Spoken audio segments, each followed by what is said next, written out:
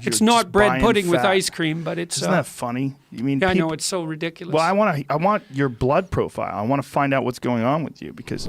What we're trying to do is pull out information from correlations. Right.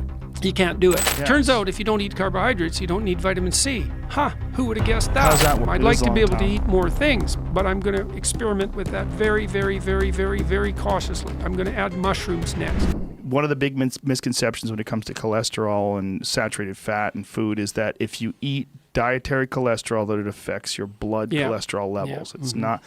It's a super common misconception. Well, the thing about clinical studies with diet are virtually impossible to conduct because you just can't conduct a proper randomly distributed controlled experiment. It's too hard. So a lot of what we're trying to do is pull out information from correlations.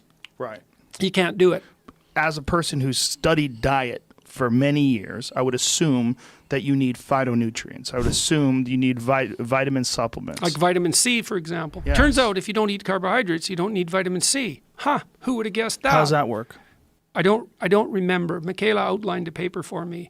Vitamin C is necessary for carbohydrate metabolism. But if you don't, again, remember, everyone listening, I am not an expert in this field. Right. How difficult is it when you're trying to get breakfast? Like, what do you do when you... Well, lots of times when we're traveling, we cook. So we usually stay in places where you can cook. Oh, okay. But most places you can get a steak. Mm-hmm. And so that's mostly what we do. We've been traveling in a motorhome, and so we've been cooking in the motorhome. Oh, and so, and I carry beef jerky with me, which we make. Wow. And so, yeah. It's crazy. You make your own beef jerky. Well, so it's no easy. nitrates. We have a dehydrator, and you just basically put salt on it and throw it in the dehydrator. So that works pretty well. You anticipate continuing this? Well, forever?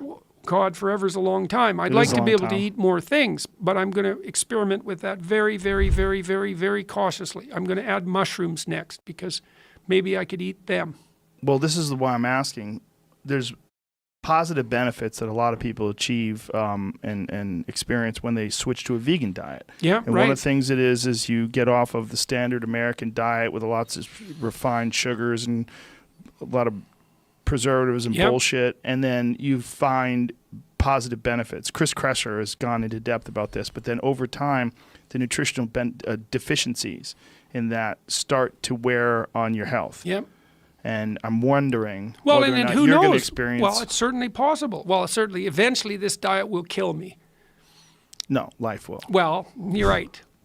Biology will. Yes. Unless science intervenes. It might be that for some people a vegan diet or vegan diet is preferable. Well, certainly to a standard American diet. Well, for sure to a standard American diet. But also there's so much biological variability. Yeah. You know, the things that bother some people don't bother other people at all. And that's something that we got to take into consideration. Yeah, well, that's why I don't want to universalize from my experience. You know, but this is what's happened to me, and this is what's happened to my wife and my daughter. So, and all of it's been, well, with Michaela, it's miraculous. I cannot believe it. The last time I saw her, it made me cry.